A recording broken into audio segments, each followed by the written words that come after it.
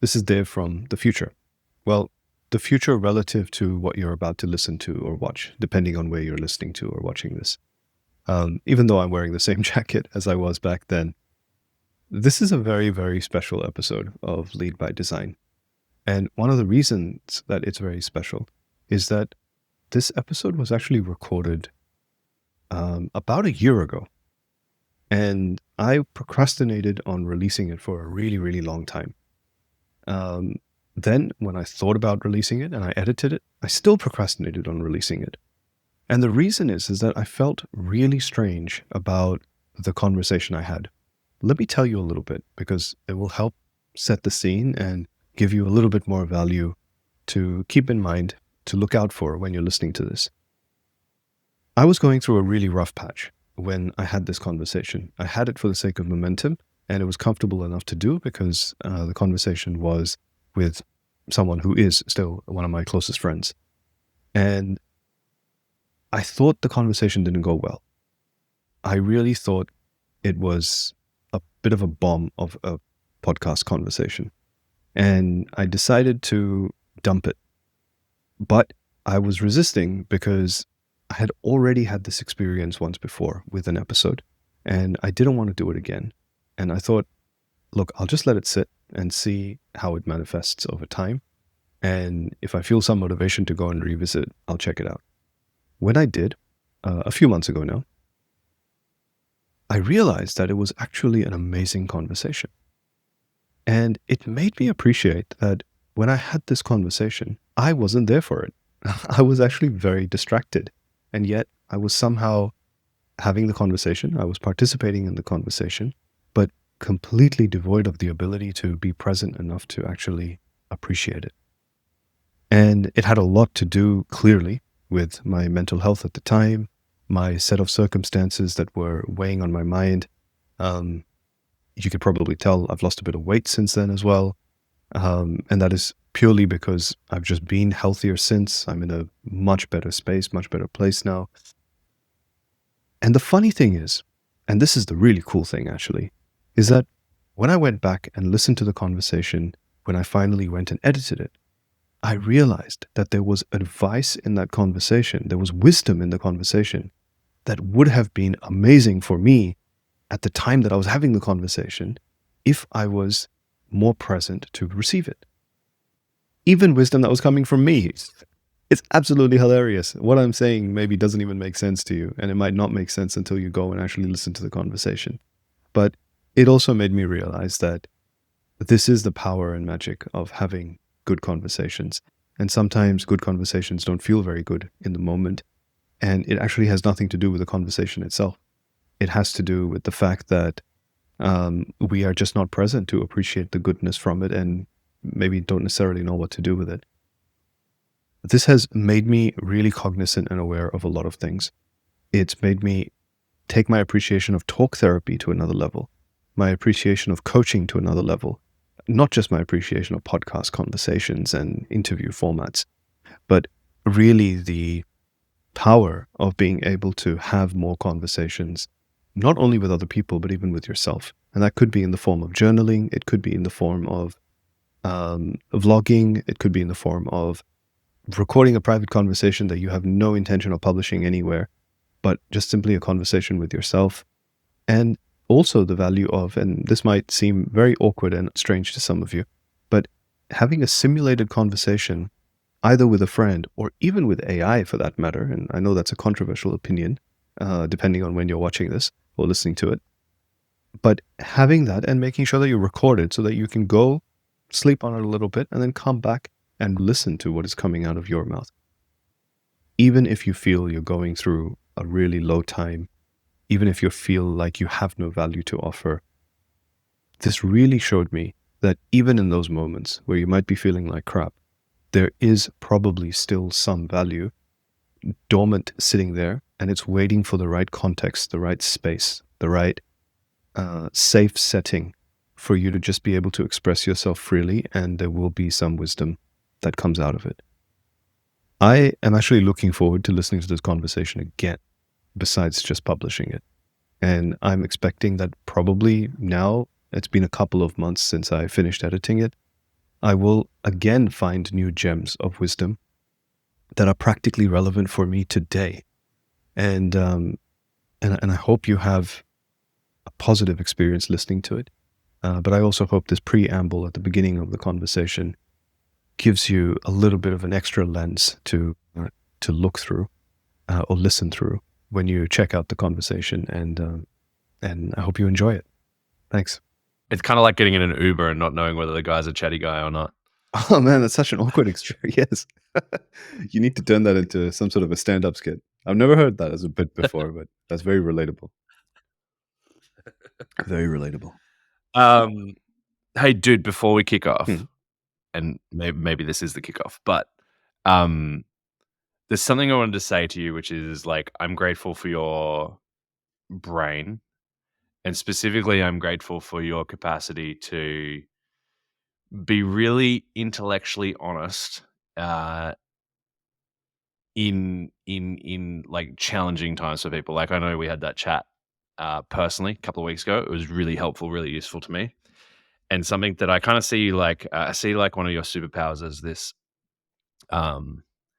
You're like almost like a quasi set of spiritual scales, and you make it so that it's like, you know, if I'm like swinging off the end on one end of the scale, I have a chat with Dev, and there's like this potent intellectual honesty that falls out of your mouth, and then it has this humbling balancing effect whenever I chat. So I just wanted to kick off by sharing my appreciation of you before we dive into today. Anyway, Thanks, bro. Thanks. I'll take it as a compliment. There's a lot to unpack in what that actually means, but I like it. I like the sound of it. And we can absolutely start there. Hey, I have a particular question I'm really keen to ask you, because we tried to record a podcast ages ago and I never got to editing it. But there was one thing that I really liked in that podcast, which was the metaphor that you used about a team as a garden and what it means to nurture that. And I recently did a workshop, like literally just a couple of days ago, and on Wednesday, and I used that metaphor in designing a retrospective, and it made me think about that conversation a lot. But before you answer that, tell my audience who you are, brother from another mother.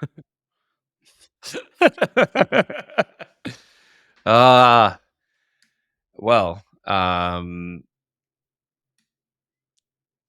am a little stumped by this question. I hate answering this question at the best of times, but especially when you're in transition. Mm.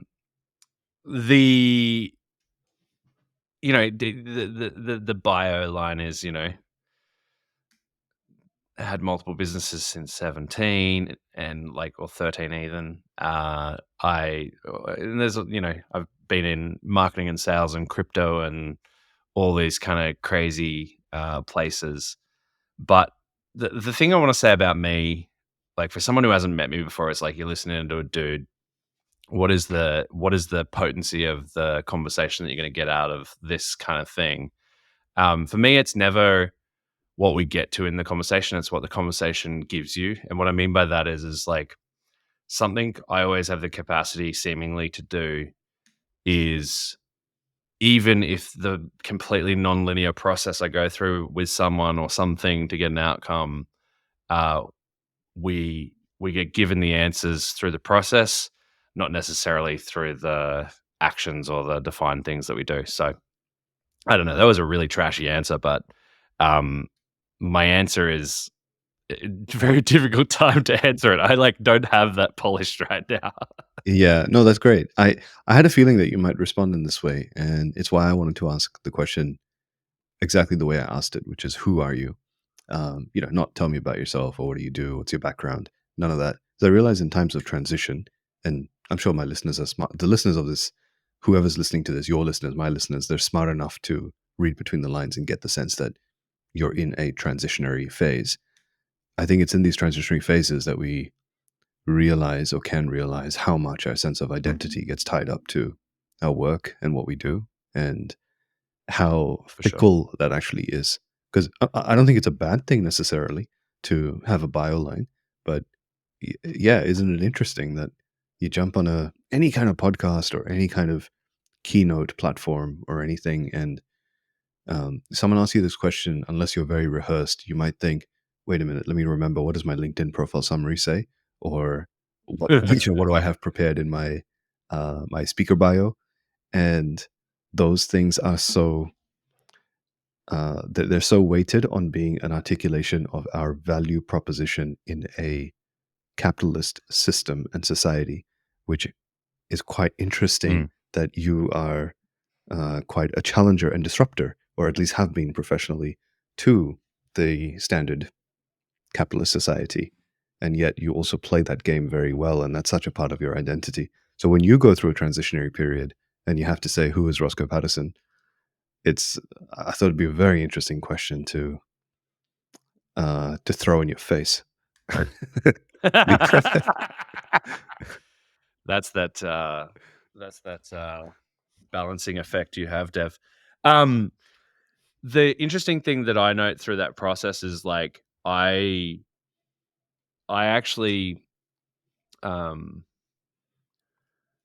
really believe that the the who I am matters less and less in this context. So, you know, for context, I'm writing a book at the moment, and one of the processes in a book, you know, especially in an introduction, is like laying out your authority of who you are to write the book, kind of thing, as a part of the sort of, you know, pitching process to readers to read your book. Hmm. And I really kind of unbelieve that. Like, I actually, and this is the way I've been taught in courses and stuff that I've taught in recent years, is rather than doing any of that, I just assume authority and jump straight into the meat of the content and jump straight into the magic trick per se, which is like get straight into what it is we're here to talk about, and like just like show something that's got extreme utility to the person right away, so they can see the who I am rather than me describe it, you know. Yeah, that resonates with me really strongly. You know, something that you and I both learned from education that we have shared over the years is how to introduce yourself in a really powerful way so that you establish that credibility and authority up front. And I remember when I learned it, I was much younger in business than you. I had a lot less experience, and I really loved the trick of doing that well and charismatically. And I had this Mm. experience where I was engaged by a large multinational corporation to go and speak to their senior executives on some topic in Europe. And I happened to be in London at the time, and I flew from London to an Eastern European or Central European city where they all got together, and I went to his boardroom, and I spent a bunch of time introducing myself in this way that I thought was really savvy and cool, because I had polished this up from all that training that we had done. And then I got into the topic, and I never forget this experience, that the guy who engaged me, who was the head of this senior executive team, afterwards he said, "Hey, would you like some feedback?" And I said, "Yes, I'd love some feedback." He said, "You got something to write on?" And I said, "Actually, no," because we were literally in the lobby of the hotel that I was staying in. And I grabbed a notepad from the hotel, and 3 pages of frantic scribbling later, after he gave me this rundown bullet point list of constructive criticism, I was shell shocked. And he was a very nice guy. Absolutely, I am still to this day really grateful for that feedback, not only because of the specific things that he shared, but it was such a slap in the face of, and in a very, I now definitely see it as in a very loving way, of some fundamental beliefs that you can pick up in learning, platform selling and marketing and things like that. Because one of the things that he said was really simple. He said, "I brought you into this room and into this team. You were already sold. And you just wasted 20 minutes trying to build up your credibility with people who absolutely didn't know that."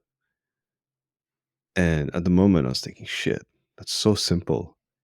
And Mm. it was so embarrassing at the time as well, because I really did see it as as a big screw up.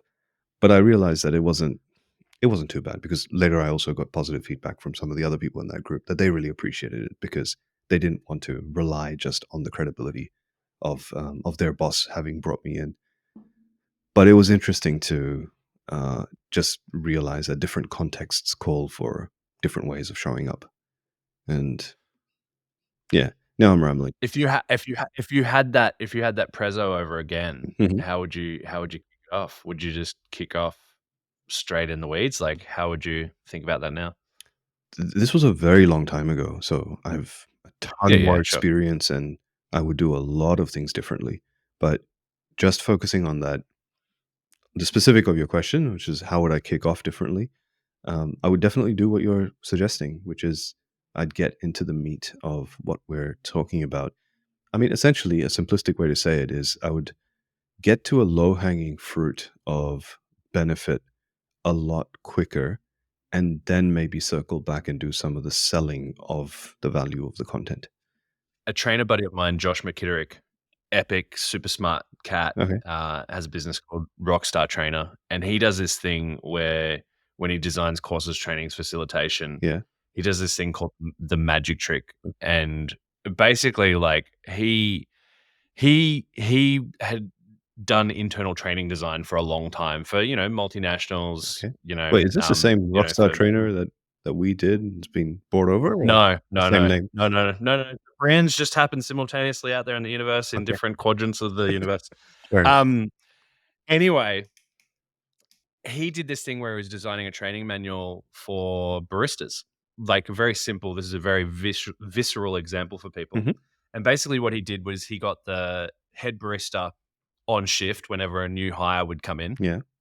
and the head barista would be there. He'd pour the coffee from the machine, foam the milk, and the newbie would stand there and go, "Look, we're going to show you how to pour a love heart. Here you do. You get the jug and you get the cup, and you go and you move the jug back and forth gently, and you get a little love heart on the top of the coffee." Mhm. So this new hire has started. The very first thing they've done is put this pretty love heart on a coffee, like the first second they're on the job, Okay. and they're all like stoked and excited. They're like, "Yeah, I made the coffee look excellent." And then the head barista turns to them and goes, "Cool. Do you want to know how to make that whole thing now?" And Nice. they're like, "Yeah." They're juiced, Yeah. It's that magic trick moment. Yes, that's Yeah, I perfect. love it. That's what I do. I was just about to say that I realized just now that unconsciously I've started doing this, and I just did that kind of format in a couple of workshops that I did recently. So that's cool. Yeah. Good to know. So the summary of how we started this episode was you just punch me in the head to show it how it's done to the listeners. Yeah, Here you go. Let's see how we can throw Rossco under a bus about who he is. I don't know. I don't know about that. That wasn't my intention, and yeah, no. Now I'm I'm lost in joking. the I'm depth of your playing. kind words as well. Uh, Um, I I actually really like it when you've watched a lot of presenters and trainers over time when you're like, "Yeah, he got him," or "He got him." Like, I sit in the back of the room when I watch talks or I yeah, watch interviews online, and I'm like, "Oh, look what he did there." He smacked him with that question, like, kinda like I'm watching a boxing fight versus a podcast, I yeah. like I That's quite interesting. enjoy that. I've never watched keynotes like that, but I have that same experience listening to some of these podcasts that have coaching conversations recorded for like a live Yeah, demo of a coaching call. And yeah, I mean, definitely not advocating to be a clever person in a coaching conversation, or throwing gotchas, but it's nice when you can kind of understand the magic tricks behind the scenes that are happening that help for sure. people. All right, so Back to your original question about the team. yeah, Um, let's cover that, because it really stuck with me over that must have been like 2 years ago or something. We had that conversation, and maybe just share a little bit of context about.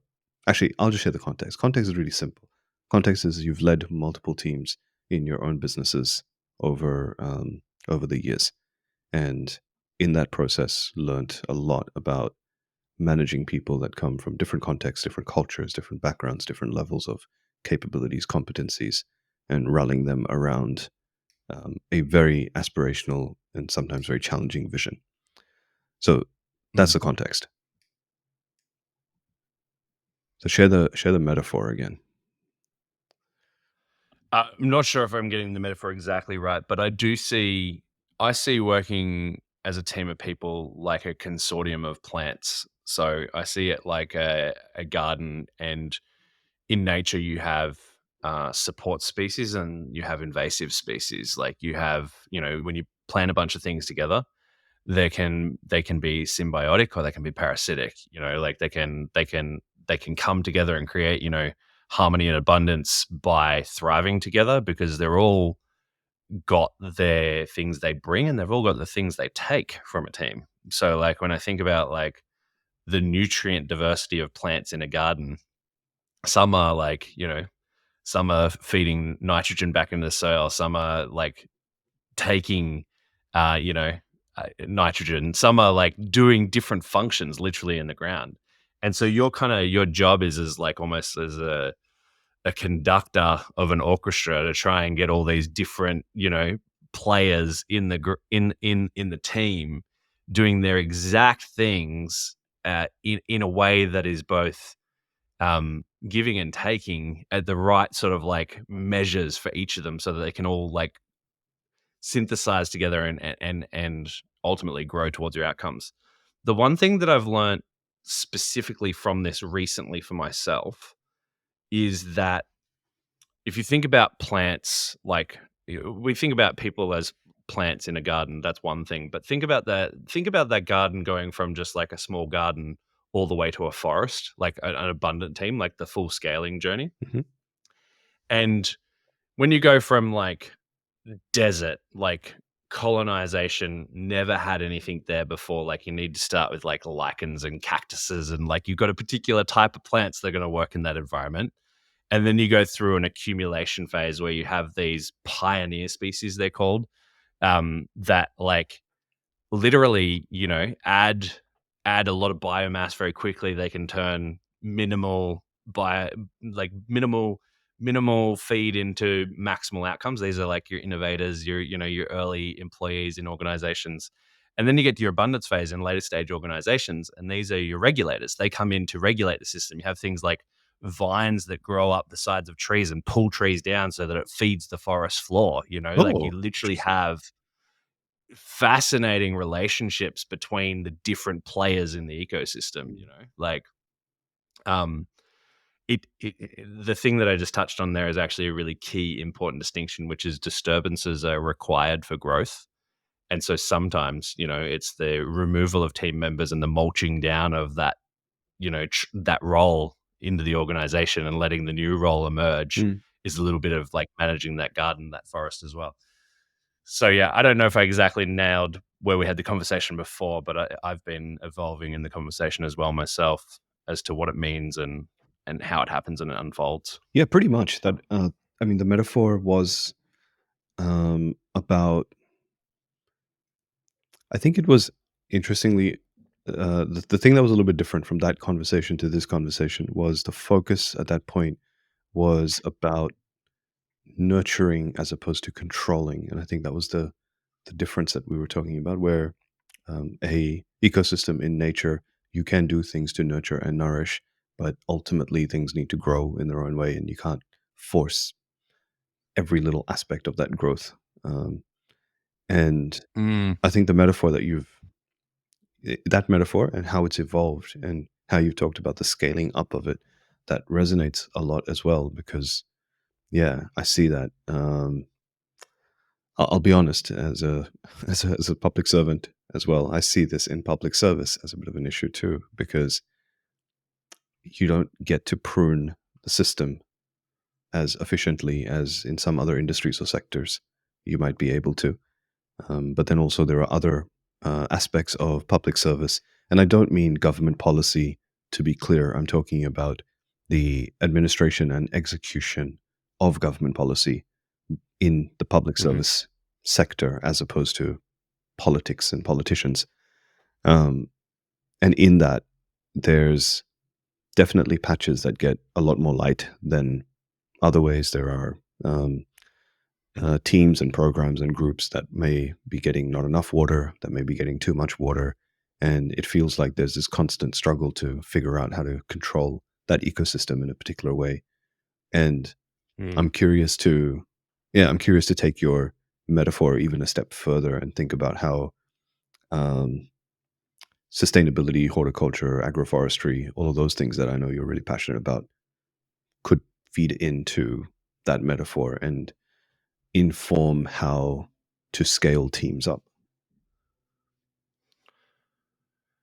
Yeah, for sure. I mean, I think there's I think the first thing you got to isolate if you're using this metaphor for some sort of tactical reason is you have to isolate which stage of a garden you're at. You know, like if you are at like colonization, like Mars level, you know, no life, no mass, then you've got a very different way in which you're going to approach this to the other end of the spectrum where you're in, like as a public servant, you're in a system that's an overgrown, late stage, overgrown forest where it's got, you know, things are vying for light that aren't getting it, that need light, you know, because there's so much mass.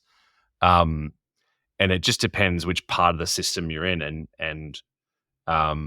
that would be the first thing I'd be trying to figure out is like, you know, to use this metaphor effectively is like with your team, which stage are you at? Are you at the stage of, you know, barely having a team or growing a fast growth team, or, you know, at a regulating a team level because you're already grown quite a bit kind of perspective? You know, that would be the first thing I'd be thinking about. Yeah, very cool. Interesting. I like it. Um, let's pivot and talk about scarcity, something you wanted to talk about as well. I'm curious Mhm. to understand the relationship between the experience of scarcity and the real scarcity that we come face to face with in periods of transition in our life, where we choose to, particularly when we choose to move away or walk away or lean away from something in order to create space for something else. But there's an inevitable confrontation with scarcity and definitely uncertainty in those moments as well. How are you thinking about that these days? First of all, I believe scarcity is a perspective, not a thing. So I can't, I can't agree that things are finite um, permanently. So that's a fundamental belief that's underneath my thinking around scarcity. So it's kind of like, you know, if we got a 20 scientists sitting around the table, we could all talk about entropy and how we live in a finite world Mm. and how there's limited, you know, there's limited of this type of rock in the ground. Hmm. But those same scientists would also concede that we live in an ever expanding, infinite universe that is still expanding right now, even though we're talking about how finite it is by looking over in this corner with a magnifying glass. Yeah. So to me, scarcity is first and foremost a lens. Mm. It's not a thing. It doesn't actually exist. It's a it's a lens. It's a frame. It's a belief. You know. And it's a lion son of a gun sometimes too. So Yeah. that's the I don't know. that's I don't know that's why, sort of but my you reminded me of this. So, to be clear, I'm not an Elon Musk fanboy by any means, but I'm not a hater either. I neither. don't think there's many Neither. people, as you know very well, that I'm a fanboy of or a hater of. But there was this interview that Elon Musk was having. It was one of those controversial interviews that various clips came out about, where the journalist was trying to pull a gotcha on him, and he was giving some very interesting and at least intelligent sounding answers.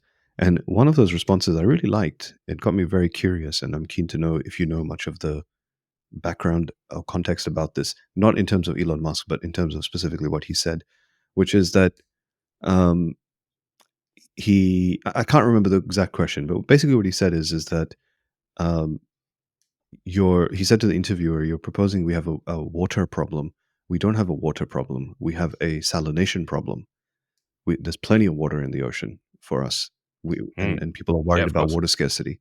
The problem is not that. The problem is we can't use a lot of the water that we have because it's too salty," and something along those lines. And he was saying, and therefore, it's not actually a water scarcity problem. It's a salt problem. We need to figure out better and more efficient desalination strategies to be able to access and use that water where it's needed. Yeah, for some reason, what you said made me think about that.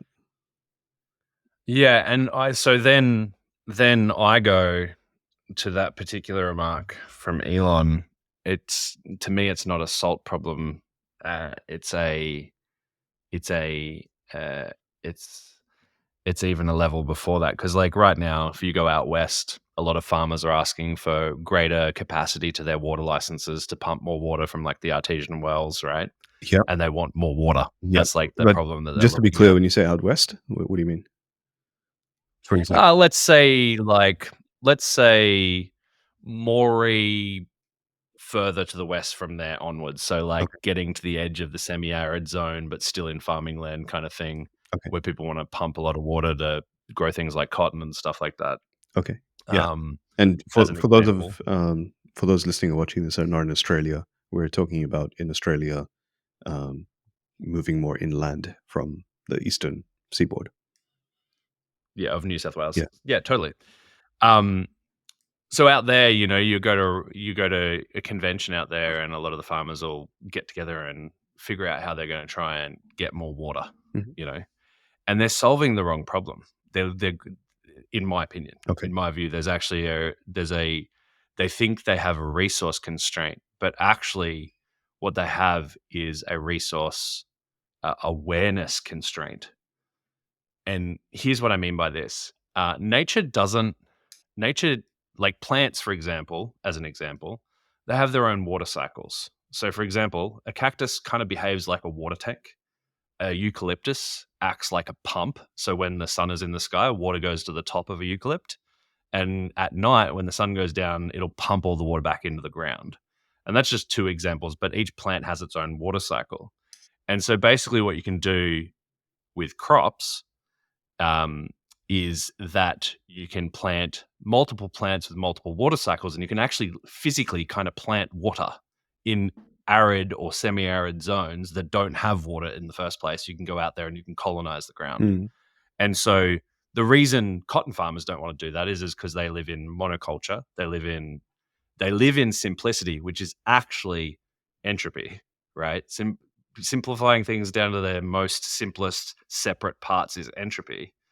Syntropy is the opposite. It's using all of the complex parts in a symphony of abundance together, right? And that's how this framing that I think Elon says we've got a salt problem. No, we don't have a salt problem. What we have is people are thinking that they want to just solve it with one input rather than embracing complexity, embracing diversity, embracing the reality we live in, which is a complex world. Mm. We've made a lot of mistakes by simplifying things too much, Yeah. and that's caused a lot of grief. Mm. It's been on my consciousness a lot over the past year.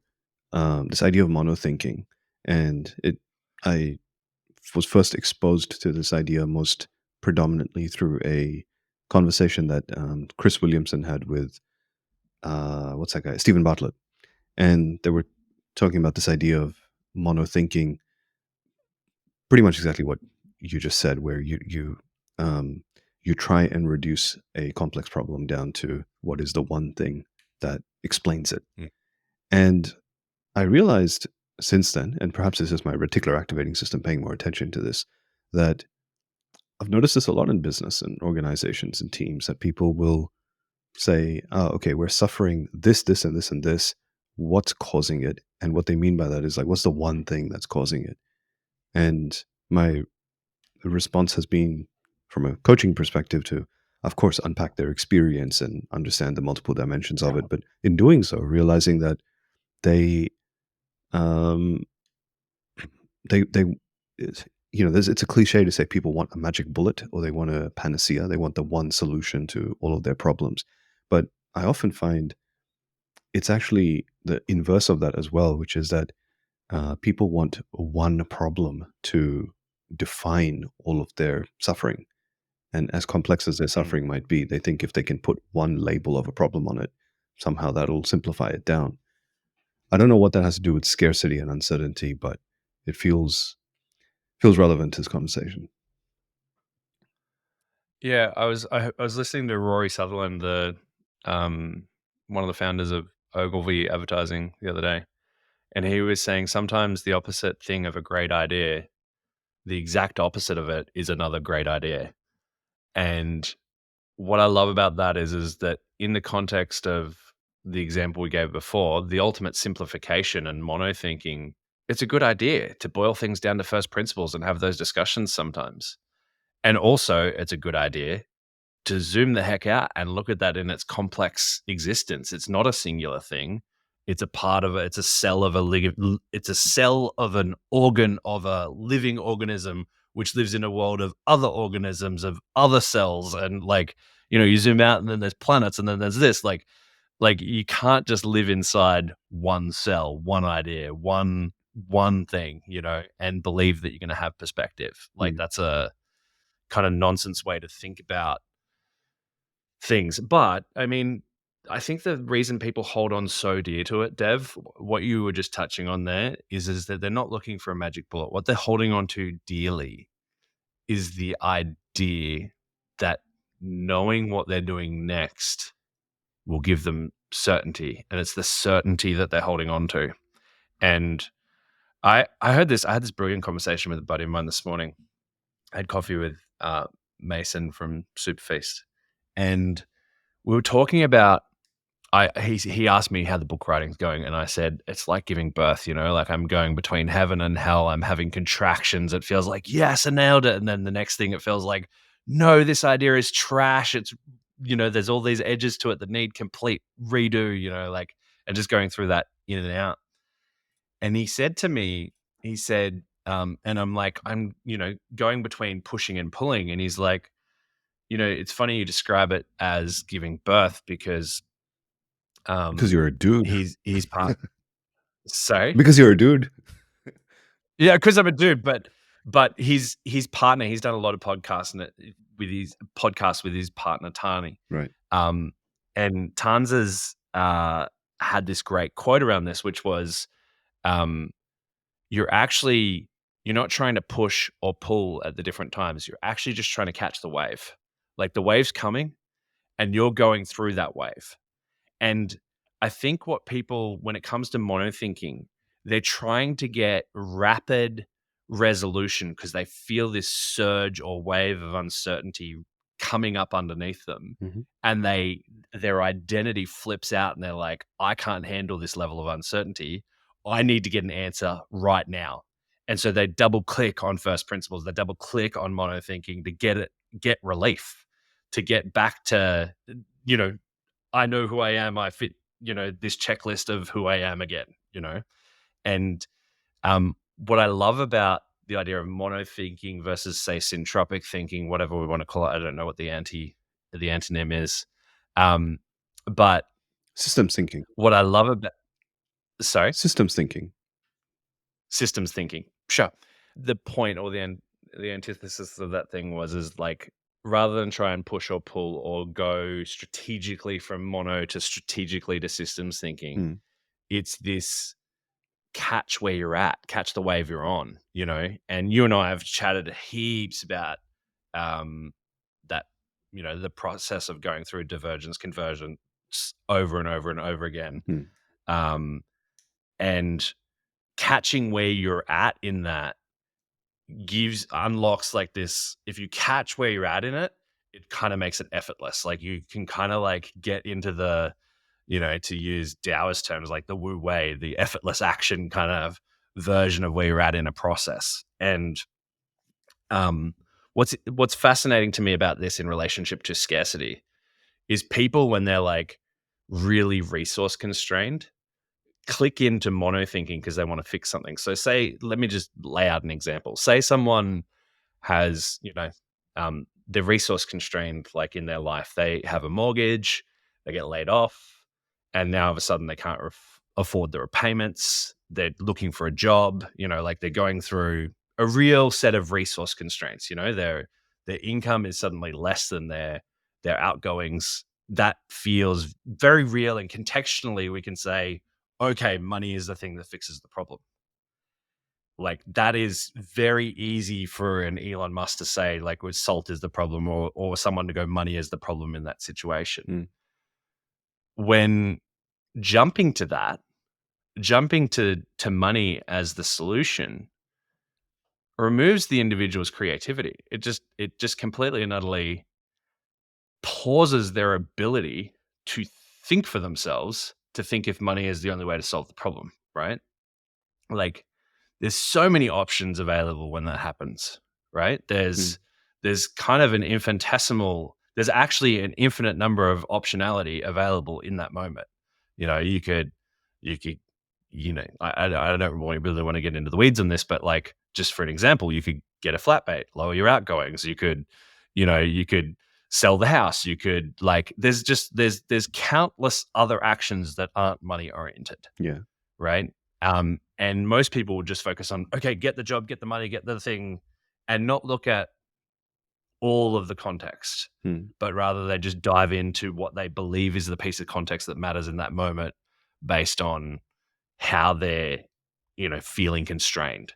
And what I think this does very specifically is this is the, how they, in all the personal development we've ever done, they talk about being on the, being in the rat race, or, being stuck in stuck in whatever the prisoner's cage is of your life and not being able to break free and Sure. whatever those things are. I think this is the particular thing that keeps people in a cycle or a pattern of being in a life they don't really love, which is they're automatically responding to constrained moments with survival instincts and not looking broader, like they're just, constraint hits, survival mechanism kicks in, they compromise and they ignore their desires, and then they continue on whatever that, rat race mouse wheel is. Mm. Do you have a definition handy for syntropy? I don't, because it's not really well defined. I mean, entropy basically says that, and this is my layman's terms definition of what entropy is basically that everything eventually dies. Is the you know layman's terms of entropy. Mm-hmm.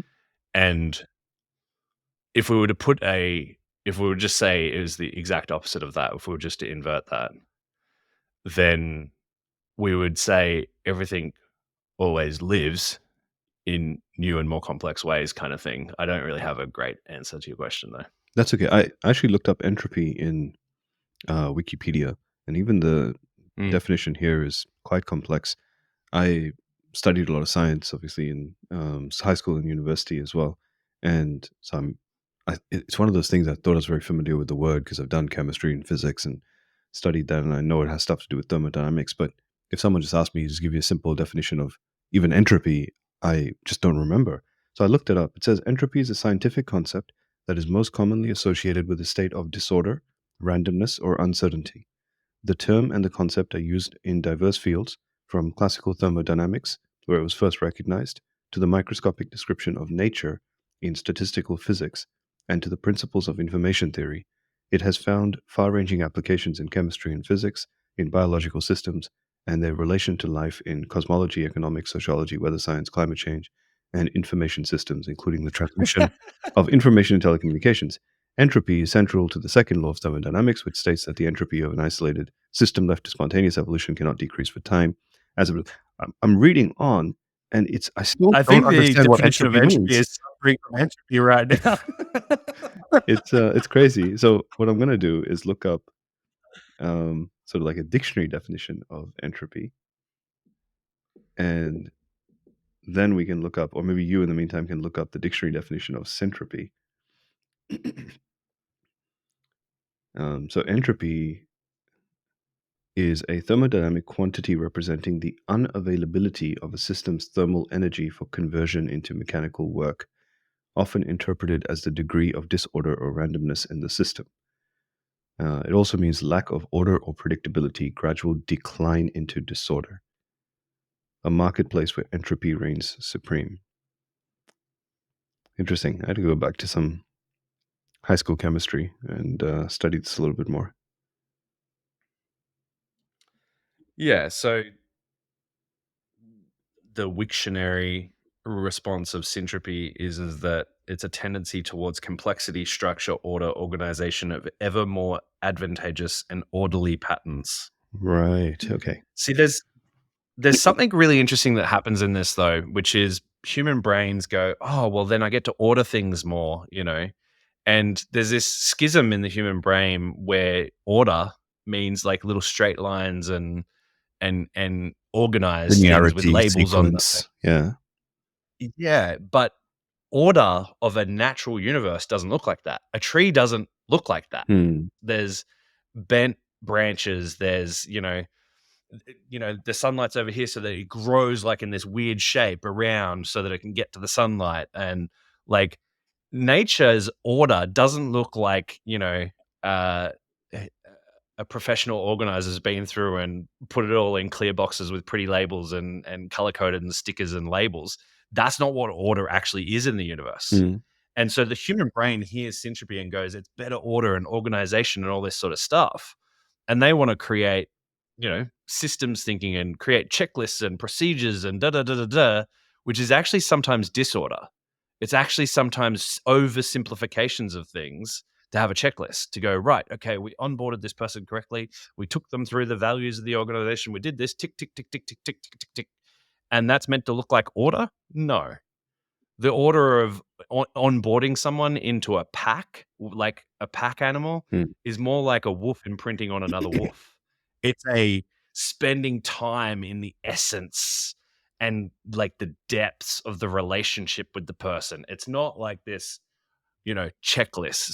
So the thing I don't like about the entropy syntropy definitions is that humans think order looks like perfectly lined up parked cars in a parking lot that are like sequenced and perfect. Yeah. And Or like monotropic. that's actually disorder. That's actually disorder, Hmm. which is, yeah, the labels kind of suck that we have right now, to be honest, because it is, you need this like punch in the face conversation to kind of realize what order and disorder is. And it's like, oh, it's like, But it's fantastic. This is, the point of looking at these definitions sometimes I feel is just that it triggers Mm, meaningful conversations, not about the words, but about the meaning that we derive and associate from them, even if it's completely wrong. I come across yep. words being used incorrectly in so often in organizations and groups of very, very smart people. And it doesn't really matter if they're using the word correctly or incorrectly as per the dictionary definition, but looking at it sometimes reveals what's happening in their head that Mm. may incidentally be very entropic or syntropic.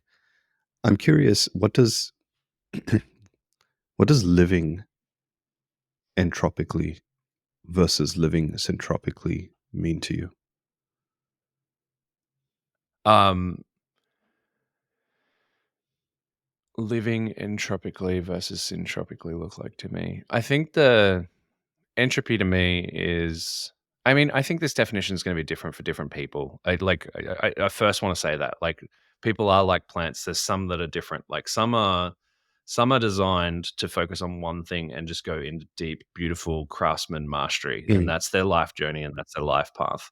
For some people, it's to get up and go have 20 different careers and live in 10 different countries, and like the definition of a syntropic life for someone is going to be different based on who they are. But what I think will be common between two, whether you are a master or this, traveling career hopping person, what I think will be common is the depth of connections that are drawn to the things that make up the componentry of their life. Mm.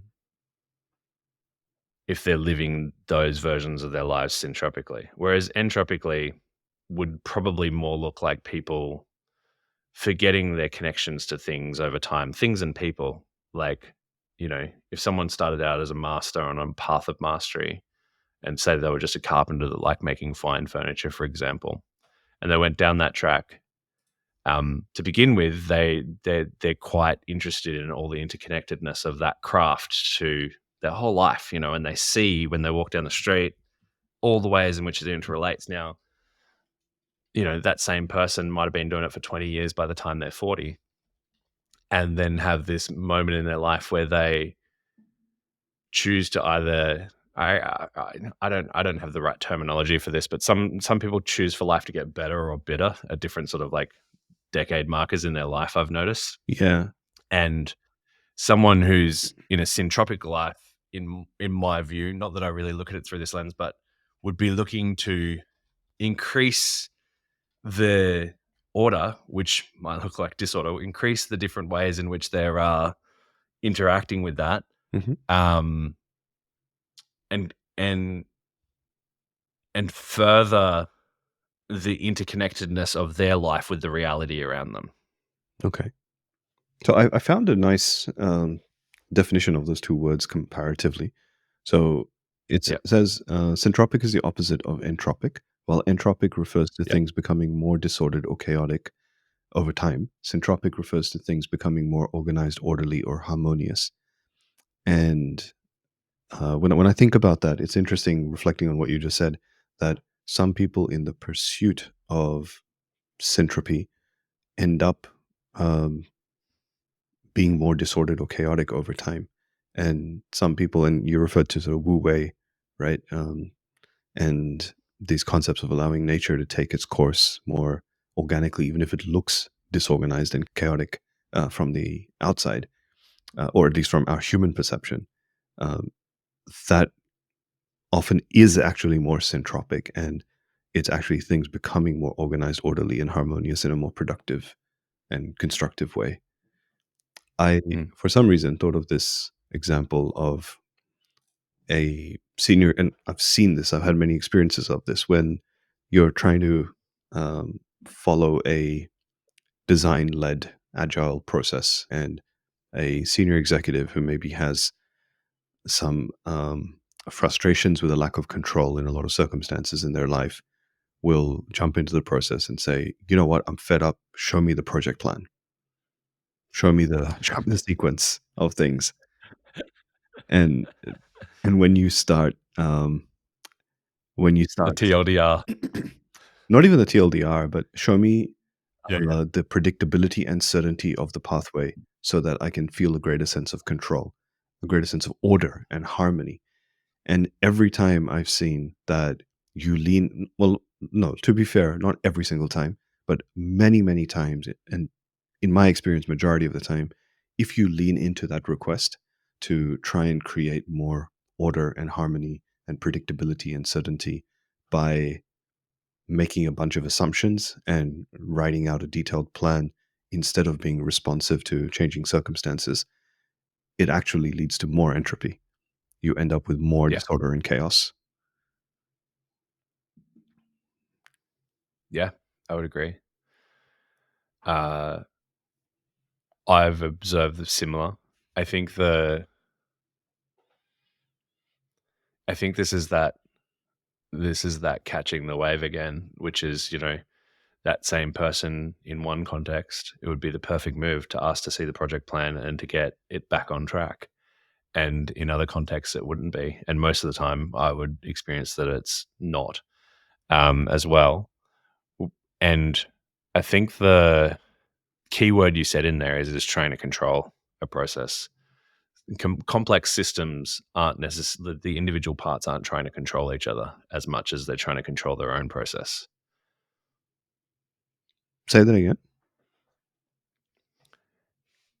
So in complex systems, Mhm.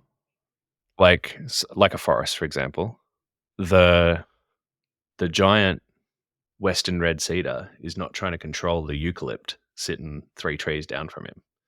He's not trying to control it. He's just trying to control what's going on for him. And in that web of life underneath the ground, there's a community underground in a forest, and someone goes, "Hey, I'm deficient in this thing. I need this nutrient." And if the other trees have it and they've got an abundance of it, they share it. You know, Mm. if they don't have it, then they'll signal to that tree, "You're not getting it," and the tree will probably start to, either go through a growth spurt or die.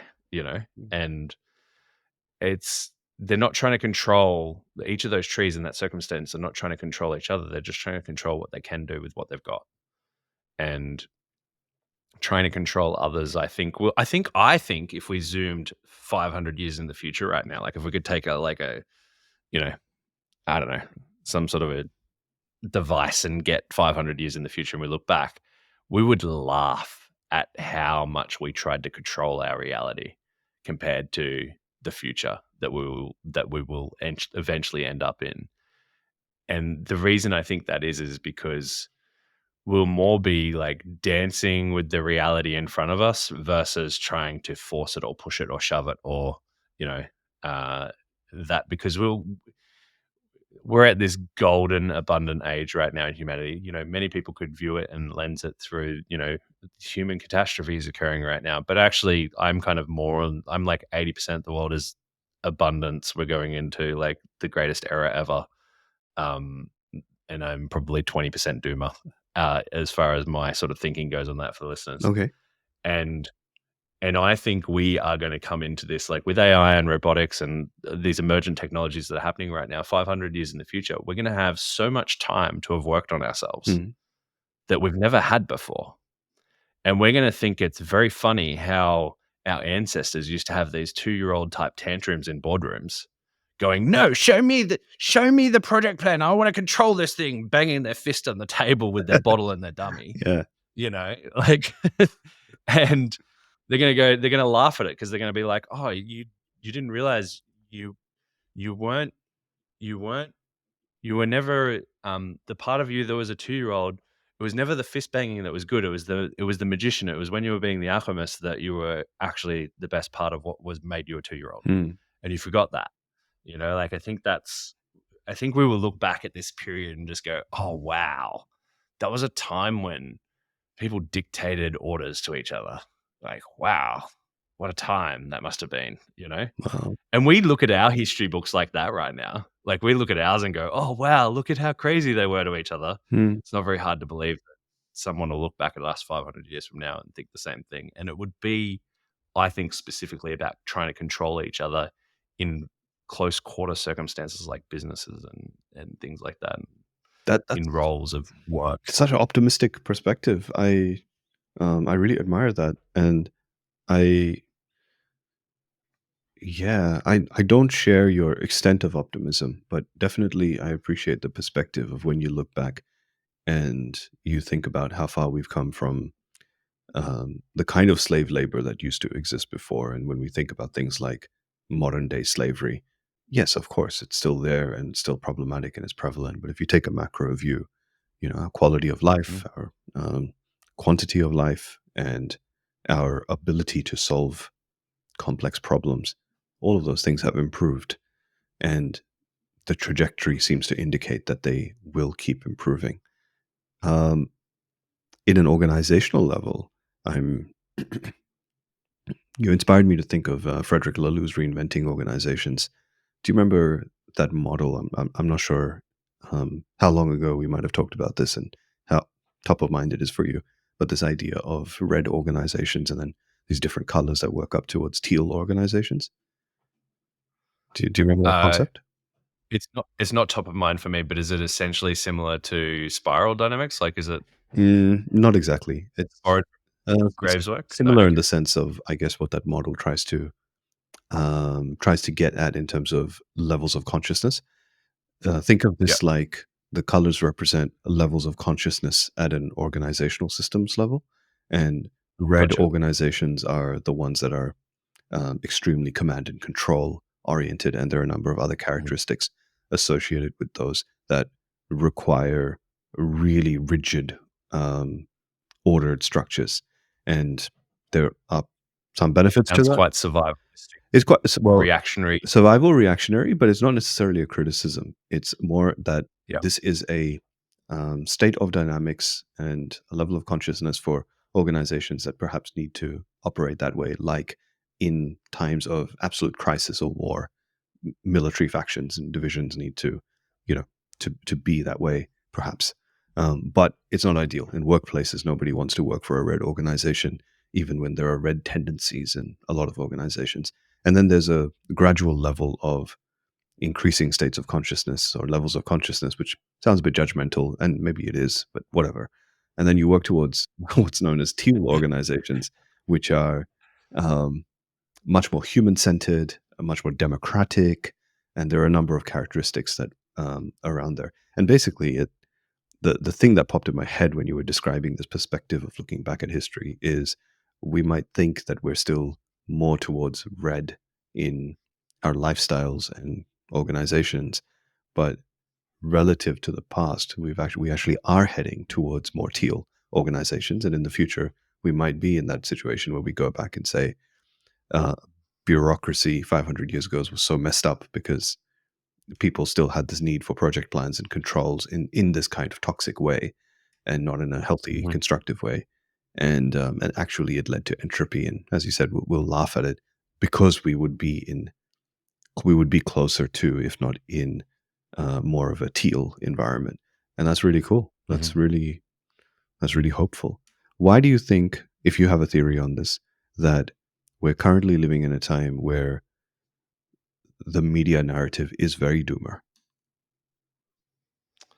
It's we live in a time where that's an economic decision. It's not a narrative decision. Like, you don't sell newspapers with feel good headlines. It doesn't work. Like, it's an economic principle. Like, people's, you know, you know how our brains are stacked. We're basically got this frontal lobe which is stacked on top of this almost like ridiculously stupid brain, which is our Sure. the base of our spine, which is survival, which is fight, flight, or fight. Um, and the second we see a bad headline, for most people who aren't aware what a bad headline does, they're getting a chemical reaction inside their body, like cortisol, which is like dialing in their focus and getting them ready to run. And cortisol literally lowers the functioning of the frontal cortex. Like, it Mm. lowers your capacity for lateral thinking in that moment. But do you think And so things changed? I mean, or are you saying that where the media cycles and media stories are not necessarily more doomer than they've ever been? Because it feels like people are I think more. they're the same level of doomer, just different contents, same context. Like, media empires that do well because they will bang a doomer drum from time to time and get all eyeballs on the media. And they've figured out and they've refined that system over time. Mm, And now they've figured out how to have it turned on all the time. They've figured out how to make more money faster. And they were constrained by different types of media, like social media, for example. mhm, They've been constrained by different media companies. But now you've got, like, you know, y- the inner workings of, like, the Facebook algorithm, and probably seen the documentaries and whatever, mm. that people are you know split tested against each other to see how they can get their eyeballs on there for longer periods of time. Yeah. Like, the cycle time has increased, the consumption time has increased of media. Mhm, Like, media's always had bad headlines, mm. but the cycle time wasn't as fast and the consumption amount wasn't as much. Right. Like, it's the same shtick. It's just a whole lot more of it. They've figured out they could open your jaw wider and fit more news down your throat now. Okay. That's So like, so let me play devil's advocate to not this point, but a sure. bit of an adjacent point to this, which is that there are some things that are genuinely worse. The environment is worse in terms of biodiversity and uh, I but agree and disagree with that. sure, but I agree and disagree with that. that's okay. You can disagree with it and be wrong. That's fine. But Well, if you would like to hear the other side of it, let's go back to it. no, But keep I do going, want to sorry. hear the other side. I know some stuff that we've talked about before a little bit, but the look, there are some things that um, there is the hardest of hard science on and metrics on that are actually worse. And I'll give you an example that is much less contentious because it's very irrefutable because the numbers are just there historically and it's not that philosophical, which is cost of living but not in terms of the cost of living crisis as news media talks about it, but cost of living in terms of younger generations having a bigger wage gap between accommodation costs in a lot of high cost of living areas and cities in Yeah. particular around the world. In other words, I'm not saying that the dramatization of inflation and cost of living isn't sensationalized by news media, but what I am saying is that being able to afford a home, for example, for younger generations is a bigger challenge than it was for previous generations. Agreed. There are other Agreed. I things think like that's that are also, irrefutable fact right now. yeah, that are much worse for younger generations. And those trajectories seems to be getting worse for future generations. So where does the perception of scarcity come into this? Um, as opposed to the reality of actual abundance in where we're headed. Okay, so let me do two things here. First of all, I think the one of the causations of that Mhm. that I just want to point out, because I agree that that's a reality right now. And I don't think of it as a scarcity, and we'll get to that in the second part of my answer, but the causation of the reality right now, the very real experience for people that, used to cost 3 years' wages to buy a house. Now it costs 30 years' wages, Exactly. like Yeah, that kind of that kind of transition thing. we're going through. Yeah.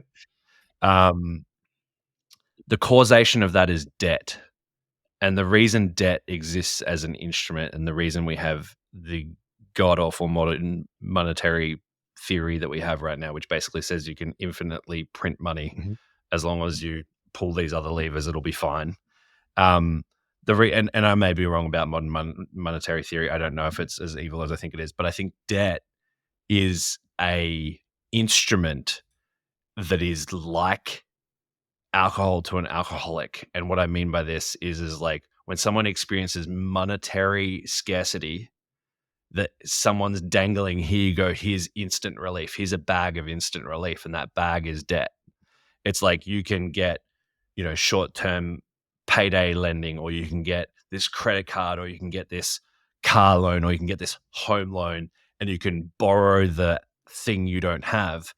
And there's all sorts of things broken inside of this, and this is why I spent the last 7 years professionally in crypto, and I'm ejecting from that because I want to work more on syntropic principles that I'm putting together in this book. Anyway, um, the point I'm trying to make here about debt is that debt is the shortcut people try and take around scarcity, and it's actually created this huge debt, funnily enough, Mhm. against society, which is what we're experiencing right now with the cost of living. The causation, the problem is actually debt. It is actually the fact that we have money that exists purely based on debt.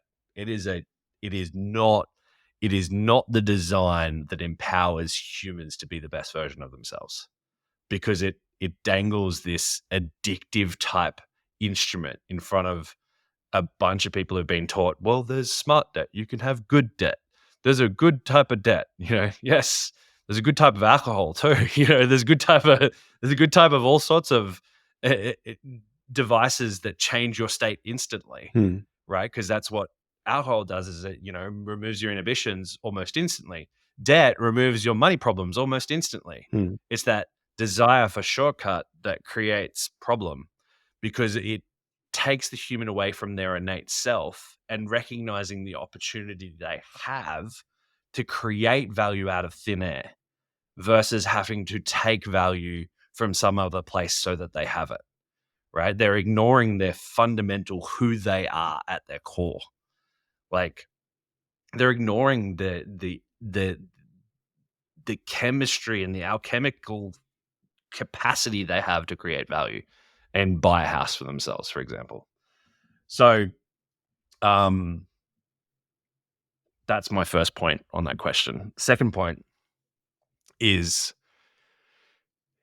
so I literally had a message this morning because I'm doing some research for the book I'm writing, and one of the things a friend put in front of me was this exact thing, which is like, hey, I want to go and get a home loan because I want to live near the city.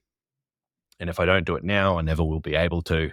that was the line of thinking of the inquiry. Hmm. And I think people people um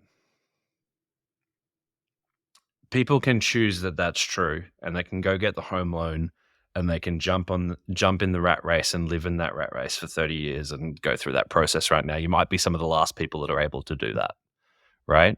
It might be some of the last people, because I don't necessarily think the system's changing. I don't think alcohol is getting outlawed anytime soon. I think if anything, people are going to have more choices and more freedom, which means the not so good for you shortcuts are going to be more readily available in the future, Hmm. which doesn't necessarily make for great choices for people. But the other opportunity we have is coordination, and this is something that the systems we live and operate in have that we might not have as individual cells, right? As individuals, we don't coordinate very well with others. Hmm. We've been taught that it makes sense in this society somehow. Like, you live in a suburb and there's probably 20, 30,000 houses around you in whatever your suburb or two or district is that you live in. And someone thought it was a good idea in the 50s with marketing to tell everyone that they all needed their own lawnmower in that area. And so you have 20,000 lawnmowers that sit there, not turned on 99.9% of the time. And then they get brought out for this like half an hour to mow this little tiny square in suburbia Hmm. and then put away into a shed full of other stuff that doesn't get used 99.9% of the time. And the fact that there's, 20,000 sheds that got bought to be put in the same suburb, that is nonsensical. There's trillions of dollars spent on these individualistic things and not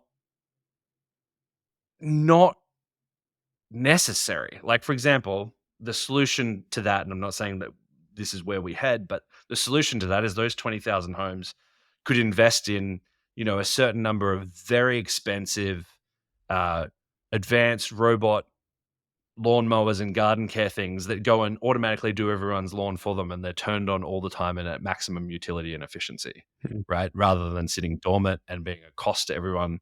They could even go out and make money from mowing other people's lawns at some point in time. They could be a revenue maker, not just a cost. So that requires a bunch of things to happen, though, to get to that reality. It requires coordination. It requires choosing to not have to have this identity, because the identity piece right now that says that it's a bad thing that people won't be able to afford their own homes in however many years in advance. The part of the identity there is that 2-year-old slamming his fist on the table saying, "Mine, mine. No, I don't want to share my toy." Like, it is the mine. And I am quite like, just paradoxically, I'm not advocating for, you know, I'm not advocating for communism. I'm not advocating for forced socialism or anything like that. Like, I am advocating for uh, individuals being decentralized and being in their own sovereignty self, however they want to be, but coordinating, using the power of many to work together to do things in more effortless ways. Like, I'm advocating for us using the devices we were born with, like using our emotions and our connections with people and our tribes and our communities and our cities and our towns more effectively. And I'm not, and I'm still, I think that's possible, but I still think ultimately, like, immense privacy, for example, is still possible.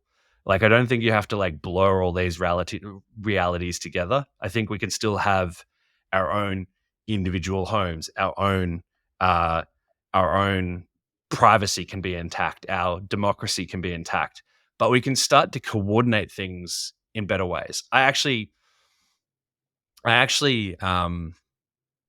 think that, my friend, particularly, who asked me about the house living thing this morning, this particular friend is an entrepreneur and wants to, wants to figure out a few things at once. They don't just actually want a home. He wants to figure out investing a little bit better because he's good at generating cash, but not good at managing cash to grow it. Right. And this particular dude has an exceptional network of people. Like, he would be way better off getting 10 entrepreneurial mates together, all putting in the money that they have, which is enough to buy a little site to do a property development to flip it, Hmm. and all making a profit, and then doing that 2 or 3 or 4 times, and all of them being able to buy a house without having to have a bank loan at all. Hmm. But when you think you live in a society where debt or the shortcut is the only way, then you paralyze your ability to look at your context through a different lens. And I think we're going to see more entrepreneurship. We're going to see more coordination of individuals as things start to get outpriced. Like, like when you look at innovation, this through design thinking very well. When you look at innovation, you look at the extremes, you look at the extreme poverty situations and see how people figure out how to do things. And you look at the other extremes, you look at extremely wealthy people and how they figure out how to do things. And what you find is that adversity is like, it's like petrol for innovation. So the harder it becomes to buy a house, the weird thing is simultaneously scarcity becomes more real and more not real. The paradox like spreads both ways. Hmm. Like, because you get innovation is driven at the same time as adversity. So you just get like these parallels that are pushed out. Like, the whole room gets bigger and you can do more in it. So it's this crazy lens I have on it. But essentially what I'm saying is that you are like capable and you have deep capacity to just unbelieve scarcity's existence in a moment when you're really faced and confronted by it. And you know coordination, I think, is one of the tools in the toolkit of how you fight scarcity. It's just one. Like, you know yeah. That was a phenomenal soapbox. I loved it. What a run. Fantastic. Sorry. I'm really looking forward to, like, I'm so glad we had this conversation and recorded it, because every now and then you and I have such conversations and we don't record them, obviously, because we're just chatting. But man, I'm glad I recorded that one. I'm going to go back and listen to it. I think we'll do another 2 or 3 episodes just unpacking that that monologue. You were going to address something about biodiversity as well. Biodiversity decline. You said you agree and Oh don't yeah. agree with it. Oh, so I agree and I don't agree. The way nature exists is that nature's self-healing. Like, you think about your body as being nature, right? You get a cut. What does your body do? Your body heals it as a scar, right? Like, it has the elements and it has the necessary things available, unless you're like deeply diseased or something like that, right? Which I don't believe Earth is right now. Maybe there's some contaminated areas like Chernobyl or something where there's like some deep contamination, but for the most part, the world is not contaminated right now. It's not as healthy as it could be. Its skin's not as bright and as shiny as it could be. It's not as not vibrant vibrant. as it could be. Yeah. I definitely agree with all of those things. However, I still think the resources are there to repair it. And so what I mean by this, well, nutrients, for example, a lot of people, when they learn about agriculture, learn about NPK, like nitrogen, potassium, Yeah. phosphorus. Those 3 elements nature creates for itself when humans weren't here. Like, it had, for example, you have different species have different functions of plants. And so we've been growing in a monocultural way where we've been trying to grow something that, has heavy requirements on nitrogen and, maybe it produces excess potassium and, whatever it is, like, it has these balances.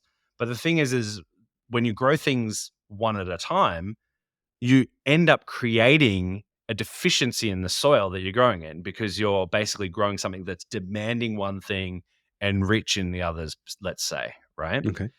And so what does nature do to solve that? Well, nature, when you use that land that way, what nature does is it shoots up weeds, right? It goes, okay, you've taken all the nitrogen out of this environment, so I'm going to shoot up a whole bunch of this type of weed that annoys the crap out of you.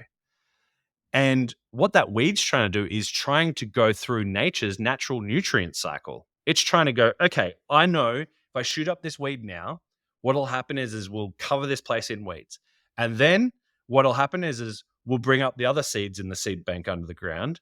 We'll bring up this type of seed and this type of seed, which will bring the next part of the nutrient cycle to fruition. Mm. And so on and so forth around the whole nutrient cycle until the system has reharmonized and rebalanced itself and healed itself, like our skin does if we get a cut. And so most people would think that the way to handle this is to, like there's some very simplistic versions of these, which is starting to be adopted in some parts of monoculture, which I'm happy to see, which is just crop rotation is a very basic one. Like, let's grow corn here, now let's grow soybeans, and let's switch what we grow in that field. That's a very simplistic way to try and cycle the nutrients. But syntropy is more complex than just like those two. You need to have a diverse ecosystem. If we go into a forest, if we're going into any thick, dense forest, we're going to find 100 to 200 species in like 50 square meters. We're going to find like 100 to 200 species in such a small space. Whereas when we're trying to control that on a farm, we're putting 2 species in the ground and thinking we're going to get that same nutrient capacity. We're not. And so further to this, things like mineral deficiencies and stuff in the ground, they come from nature too. Like they come from, like everything is literally like grown. Like we are not nutrient deficient on the planet. We are deficient of organizing things in such a way that the system is creating excess nutrients. Mm. We're just designed it the wrong way. It's a design problem, actually. Yeah. I was reflecting on this recently that so many times we try and plan our way out of design problems instead of designing our way out of planned problems. Mm. Yeah, that's really interesting. It makes me reflect on a friend of mine once said that, I think he was quoting George Carlin, possibly. He said that the planet's not going anywhere. It's us that are going to get hammered and It'll spit destroyed us off from the this. face before. Yeah, exactly. And the planet will still be here. There'll be planet, and there'll just be plastic as well. There'll be nature, and there'll just be a bunch of plastic. But I mean, even nature would figure that out, right? It'd pop up some new, diverse, weird mushroom that'd eat the plastic or something. Like nature's got no problem with this stuff. It just does time very differently to how we do time. Nature doesn't do time the same way. It doesn't think in 3-year plans and 5-year plans. It's just not how it operates. Like it thinks desert to become forest. Oh yeah, that takes 300 years. Cool. Like it doesn't play the same time horizon games we play. It's not how it contemplates it. Wow, you've spurred up a lot of questions in my mind that I'm keen to explore, but I know that they'll take another, maybe not 300 years, but but another couple of episodes at least. Question. My favorite thing. Yeah. Sorry, can I just interrupt for 1 second? My favorite thing about syntropic agroforestry, which taught me so much about so many of the things we had conversation about today, is you can speed up that 300 years with organized human intervention by doing things like chop and drop and mulch and things that are quite labor intensive. But we're coming into a time where labor is going to be a zero marginal cost. And it's very exciting for me. Like I'm actually super juiced on where we're at. I think it's So interestingly, this is most one of the exciting things that I times. wanted to. Yeah, it's one of the things I wanted to ask you about, and I don't want to get into it now. Let's leave this as a teaser for another conversation, which is about the balance of, and maybe it's not a balance, but I'll just say it like that: the balance of intervention versus getting out of the way and letting nature do its thing. And that's definitely something I'm interested in exploring, because I think that also works as such a real, relevant, timely example of how it shows up in real things like syntropic agro farming, as forestry, as you said, but also acts as a metaphor for how we individually make decisions about how we want to live our life and deal with our Yeah. psychology, and then ultimately how that translates into leadership in organizations and teams and groups, and the coordination that you spoke about. That resonated very powerfully with me as well. Let's wrap. And I want to ask how all of this ties into one thing. So you and I were discussing possible title for this conversation, as random as it was going to be, and you suggested the brilliant title of Scarcity, Uncertainty, and Other Lies We Tell Ourselves. And we didn't explicitly call out these things as lies we tell ourselves, but I think we talked about it in really positive and useful ways.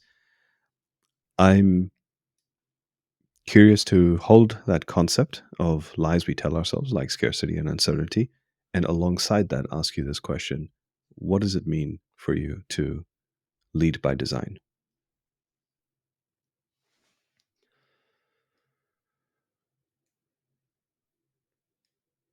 For me right now, at this particular point in my life, to lead by design is to, for me, it's that very much that trying to catch the wave. Like, I'm more trying to observe the design that's unfolding rather than trying to design it. Um, and and I'm trying to catch that wave of where I'm at in that process and in that cycle for myself. That's where it lands for me right now, because I think that um, I'm not in control of where I'm going, and that's a truth I'm comfortable with. Nice.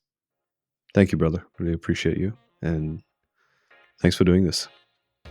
Thanks for having this Yeah, appreciate it conversation, too. as I'm very grateful for all the conversations we have.